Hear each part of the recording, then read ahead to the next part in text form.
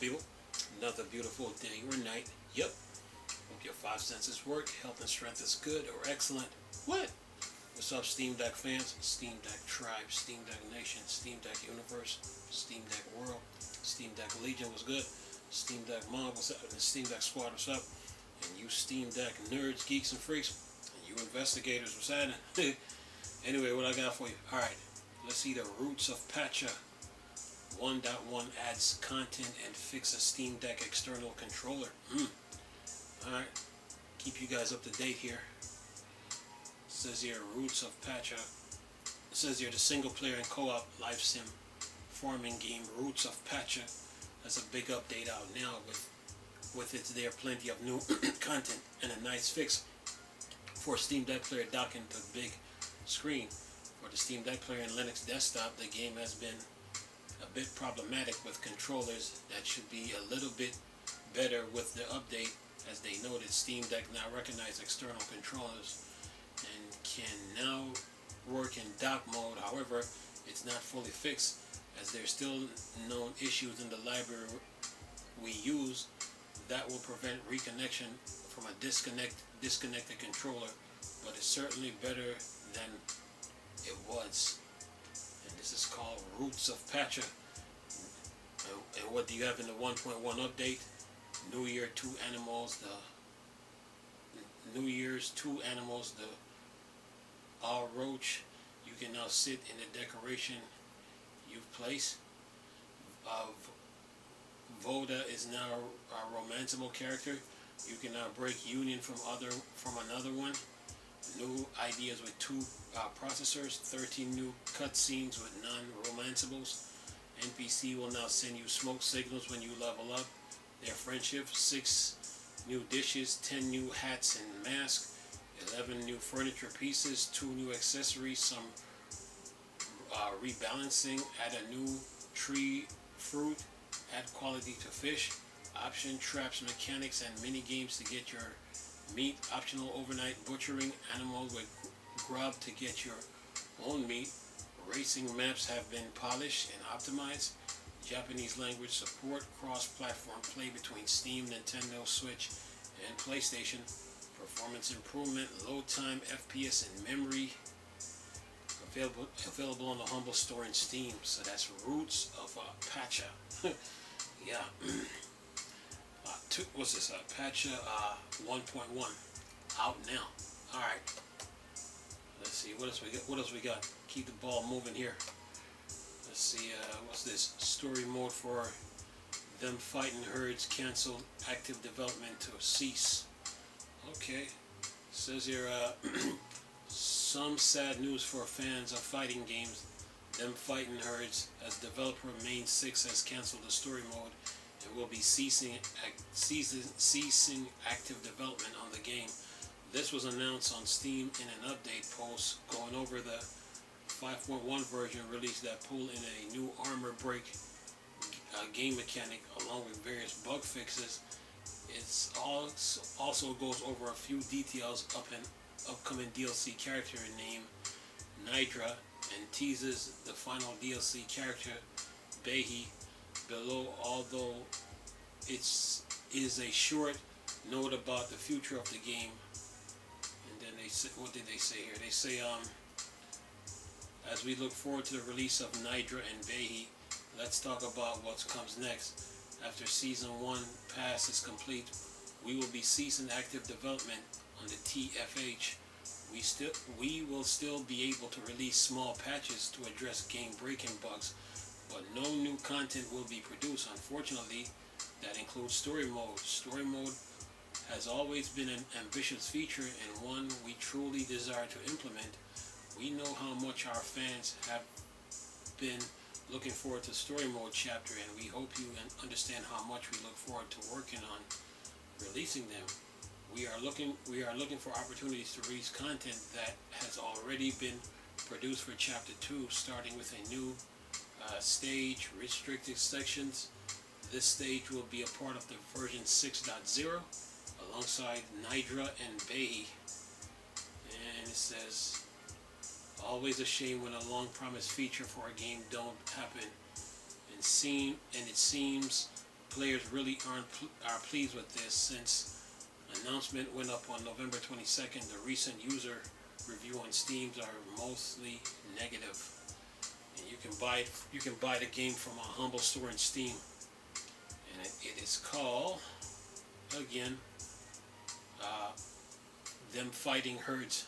Yeah, Steam got some crazy games, man. Anyway, alright, what else I got? See if I can find something else here on the news front. Alright, what's this one? Western adventure in alternate 19th century Rosewater has a fresh trailer. Alright. Let's see here. If you love classic style paint, if you love your classic style point and click adventure, Rosewater is one you'll need to pop right in that wish list. Is looking really good. Developer Francisco Gonzalez, then it says in parentheses, Lamplight City, Shard Light, A Golden Wake, brings the alternate 19th century world of Vespuccia to life as a former brawler turned writer. Harley Ledger travels across the frontier with 5 companions in search of a missing fortune. The choice you make along the way and how you treat your fellow travelers affects the trajectory of the story, featuring a killer voice cast including Cam Clark, and then it says in parentheses, TMNT, Metal Gear Solid, Roger Clark, Red Dead Redemption 2, Chris Jones, Firewatch, American Arcadia, Dave Fennoy, The Walking Dead Season 1, and many more. And what else we got here? It says here a thrilling treasure hunt with 5 treasure companions. How you interact with them affects the story. Traditional adventure game puzzles, inventory based, some with more than one solution. Full rotoscope animation including cinematic close-up, high resolution 1280 by 720 graphics. Yes, that's 720p.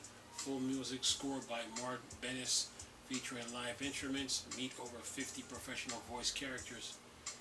And it says the game is on GOG and Steam. And this game is called Rosewater. Yeah.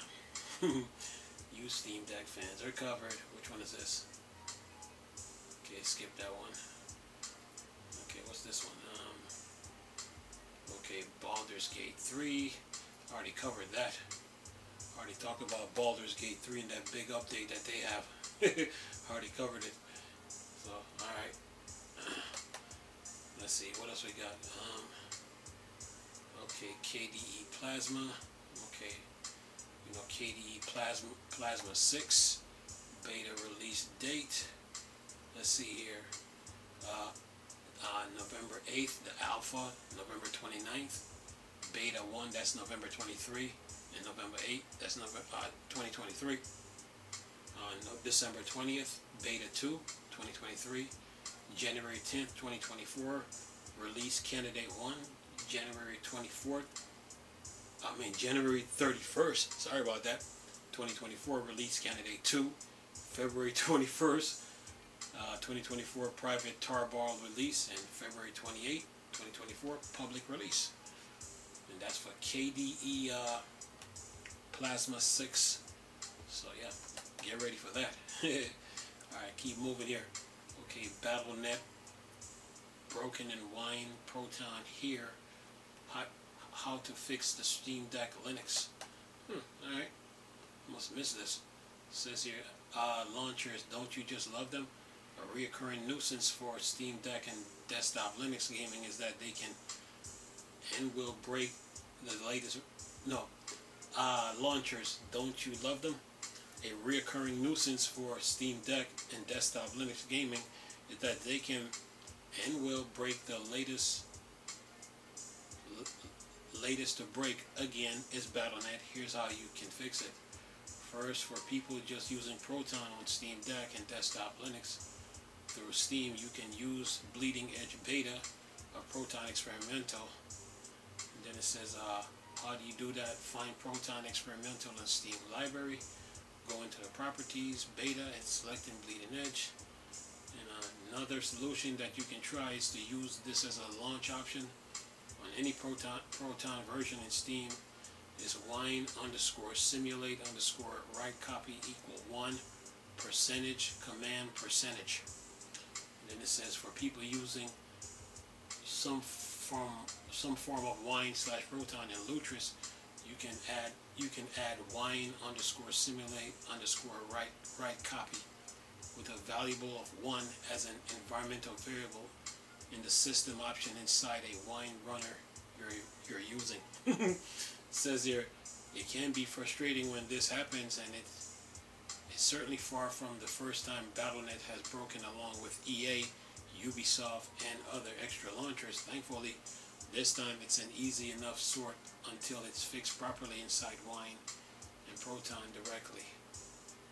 And update 7.17 UTC. If you use WineGE, the latest WineGE Proton 8 through 25 release has a hot fix for it. And that's how you fix Battle.net. Alright, now keep moving here. Keep the ball moving. What else we got? Proton Experimental fixes Baldur's Gate 3, improved Nickelodeon All-Star Brawl 2. Alright, keep moving. Says here, Valve released a fresh Proton Experimental update for Steam Deck and Desktop Linux to finish November, so here's what's new and improved. Newly playable of this release is a Nanogram Knights, and then they fix previously in Proton hotfix, fix Baldur's Gate 3 not starting after recent game updates, applied Immortal of Abium frame rate fixes to the recently released demo of the game, fix font rendering and save load dialogue and idle spiral, fix periodic frame rates drop in Nickelodeon All-Star Brawl, fix Proton 8 regression, improve load time and lighting rounds, return Final Fantasy, fix Proton experimental regression, I expect you to die too, render correctly in right eye VR, and Navapi says was enabled for satisfactory, and it says it will just show up in your Steam Deck download as an update for Proton Experimental, as Proton updates just like games do, so keep an eye out for it. Want more info about Steam Play and Proton? Okay. And then it says okay, that's that. Yeah. Yeah, another update in the Steam Deck universe. Alright, what else we got?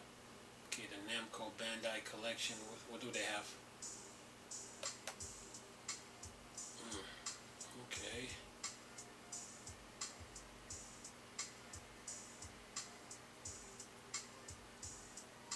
Okay, what do they have? Let's see. Namco, Little Nightmares, One Piece World Seekers, Tales of Symphonia, One Piece Burning Blood, Naruto Shippuden Ultimate Ninja Storm 2, Tales of Zestiria, Dragon Ball Z Xenoverse, One Piece Pirate Warrior 3, Sword Art, Lost Song, Naruto Ultimate Ninja Storm, Naruto Shippuden Ultimate Ninja Storm 3 HD, Tales of Berseria, Naruto Shippuden Ultimate Ninja Storm Revolution.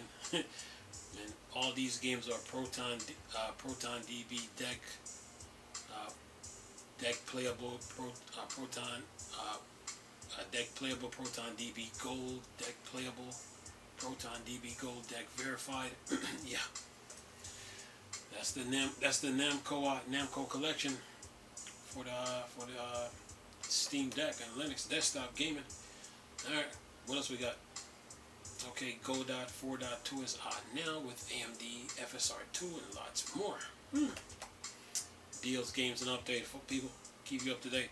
Alright, Goddo engine is officially released, bringing with it a great many improvement for developers using the popular free and open source game engine.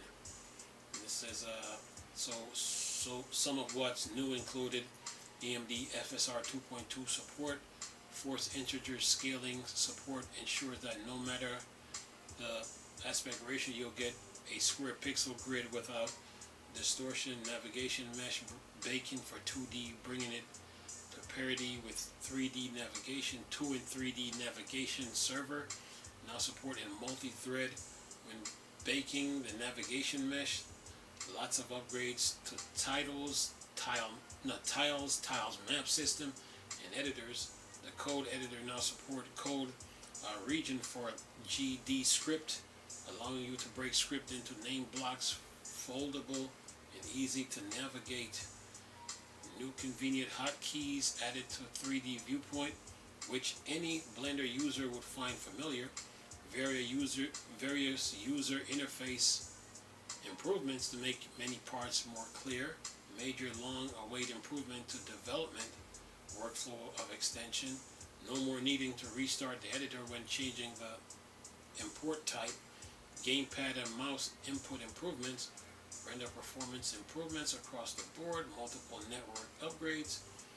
A lighter mapper denosing approach to replace the old, extremely bulky and slow Odin denoser.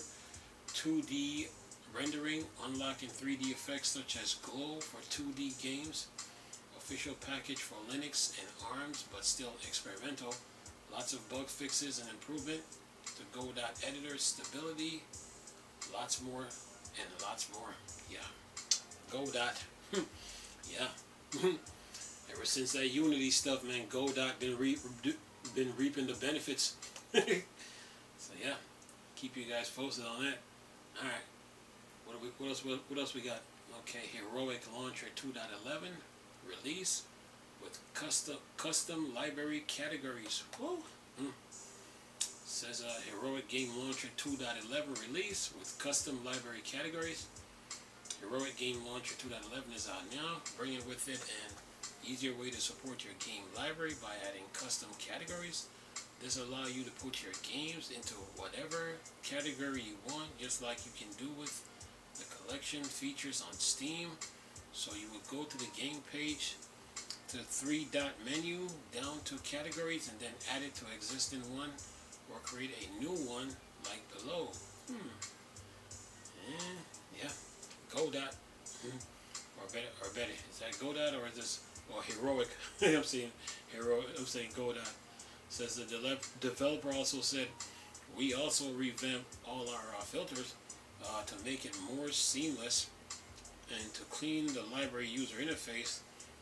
Visual issues related to logs, dialogues, and RTL layouts have been addressed, and anti-cheat runtimes are now enabled by default. We've also made several user interface/UX enhancement and fix some issues specific to Mac OS. Thanks to our amazing community for their contributions. Yeah, and that's the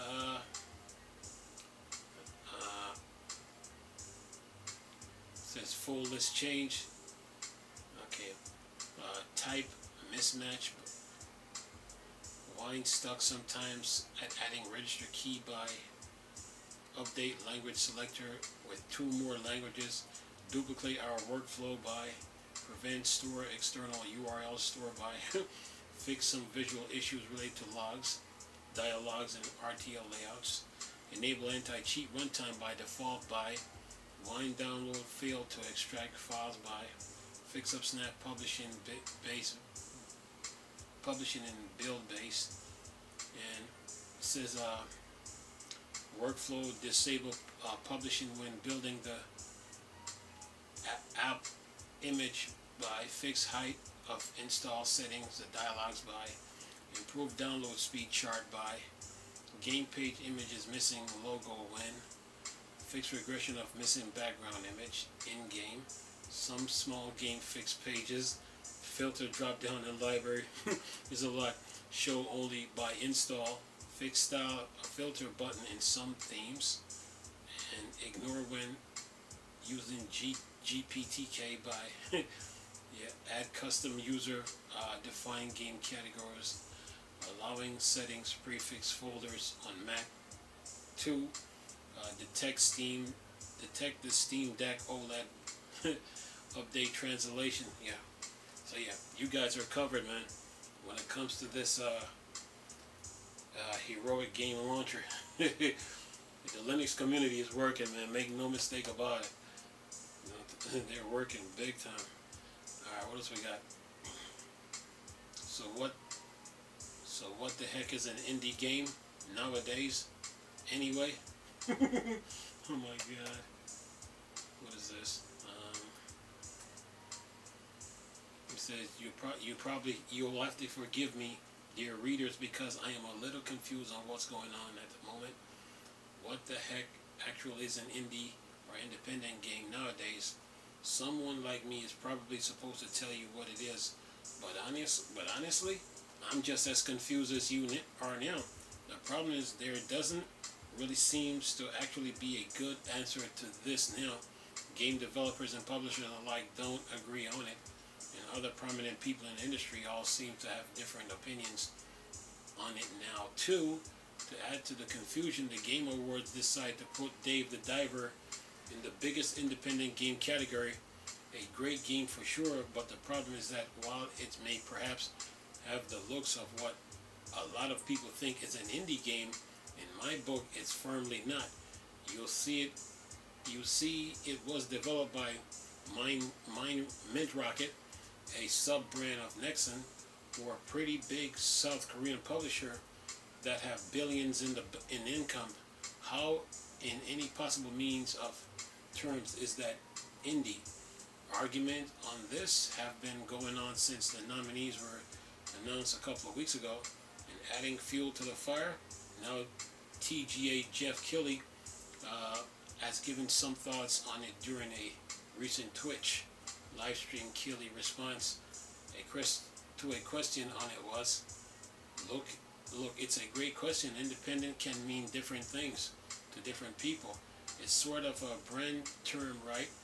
You can argue, does independent mean the budget of a game? Does independent mean we're a source of financing?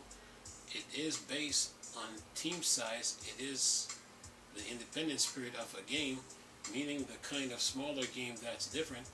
Everyone has their own opinion about this. We really differ to our jury. 120 global media outlets that vote on these awards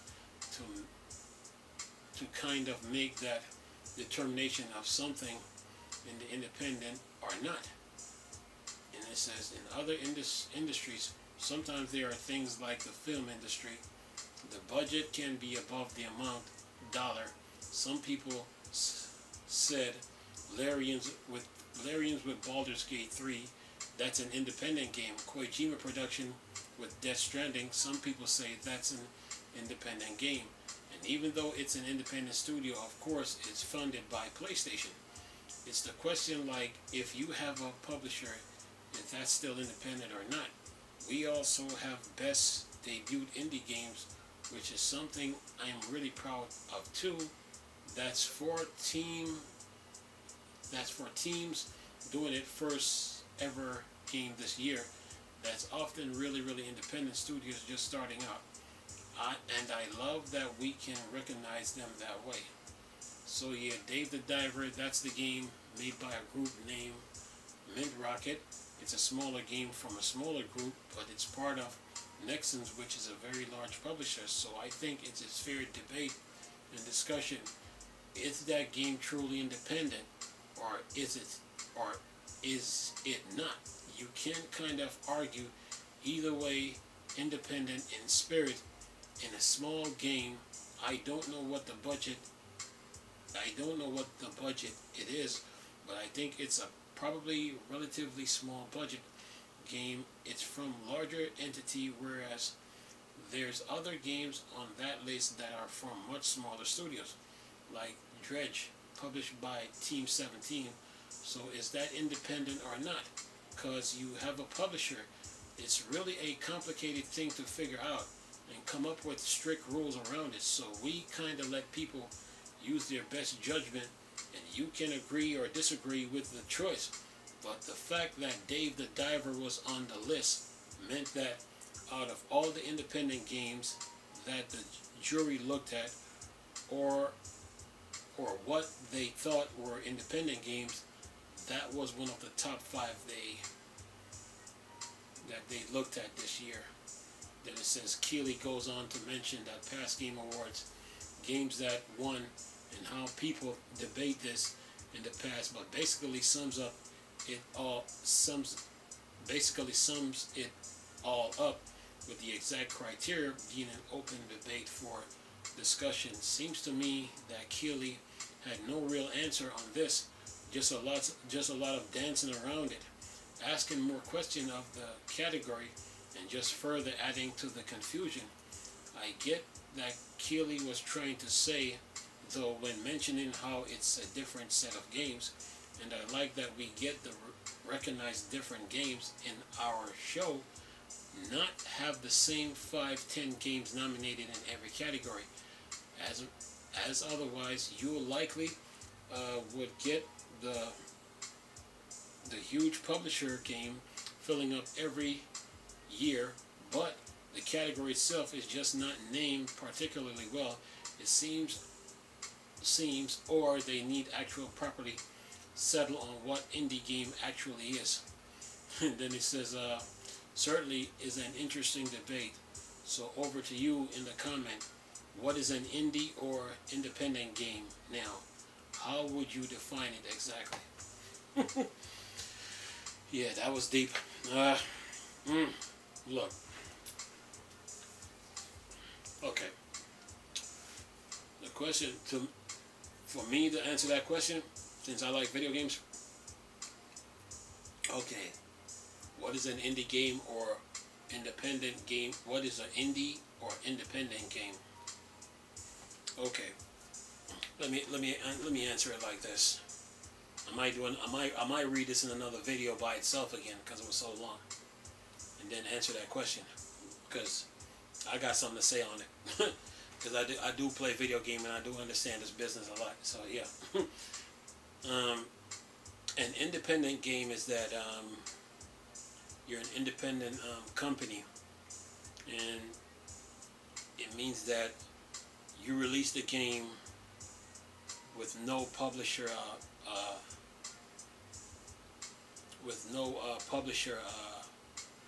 support.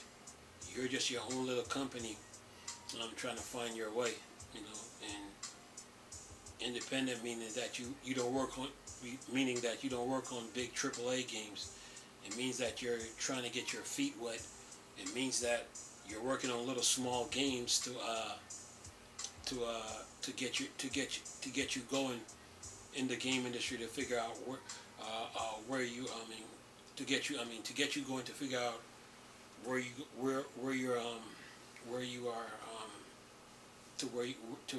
you are headed. That's what independent means. It means that you're a small studio. You don't have no big publishers like funding you. You're just a small independent company, and you got your own little development team that make little games here and there. You're trying to get it. You're trying to make it in the game industry without any big third-party support. That's what independent means. It means that you don't have a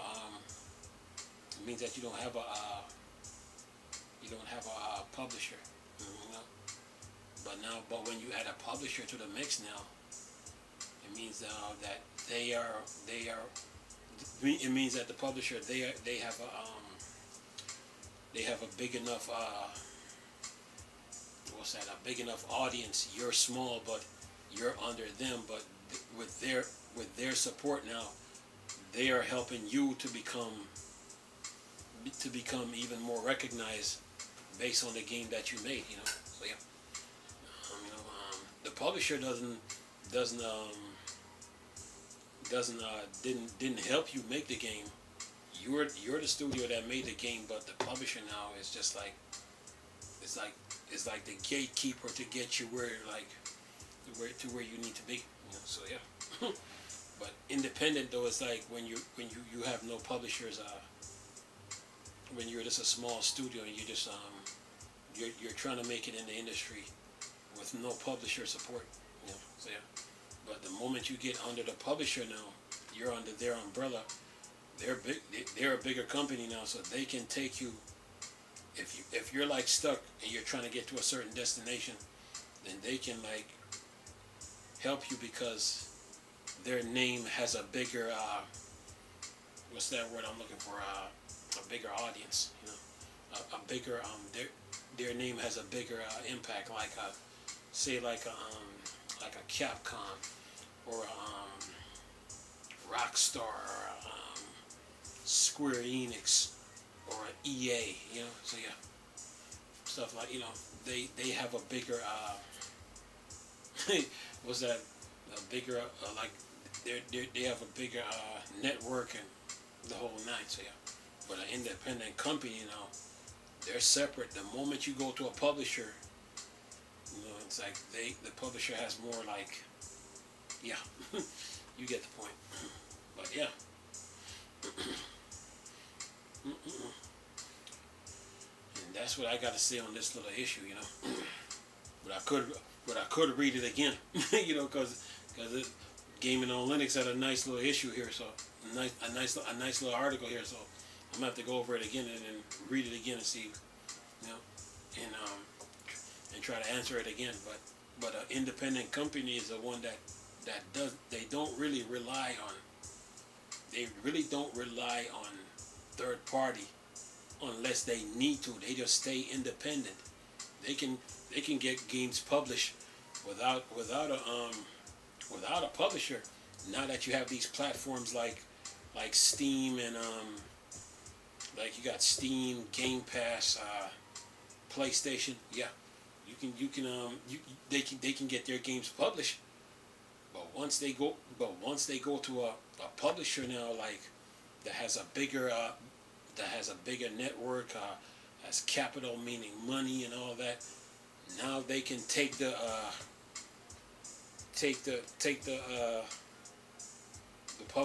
independent studio to where they need to go. You know, so depending on the game they make. You know what I'm saying? So yeah, and depending on how the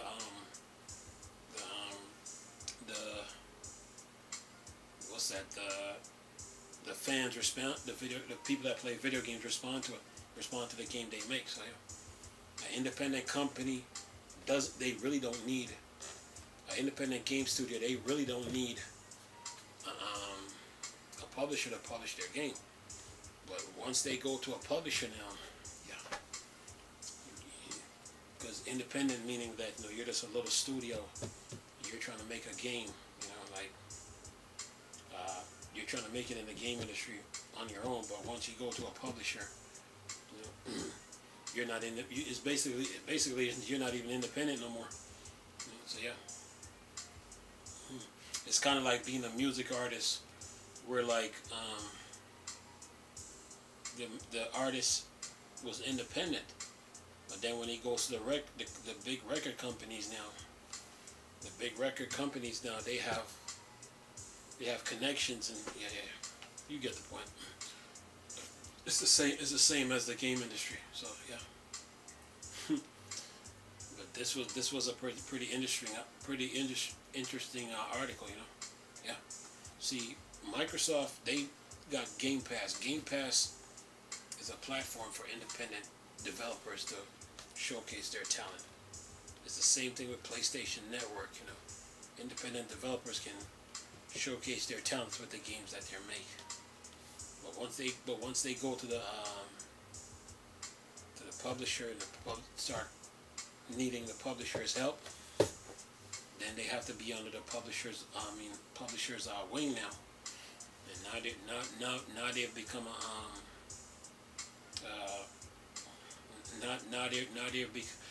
when you're independent, you are a game studio. Yeah, when you're independent, you are a game. You're an independent game studio. But once you go to a publisher, yeah, you're under their you're under the publisher's umbrella now. Okay, yeah. So, and that's that. But I'm not gonna go no further with it though. You know, I want to sit here all day talk about this. I'm gonna have to do this in a separate video because this was pretty interesting. I didn't see this article coming. Anyway, I'm gonna leave this video for y'all to enjoy. Nice talking to you people again. Chris, the Star Wars starter thing. Or the dark side. Gone.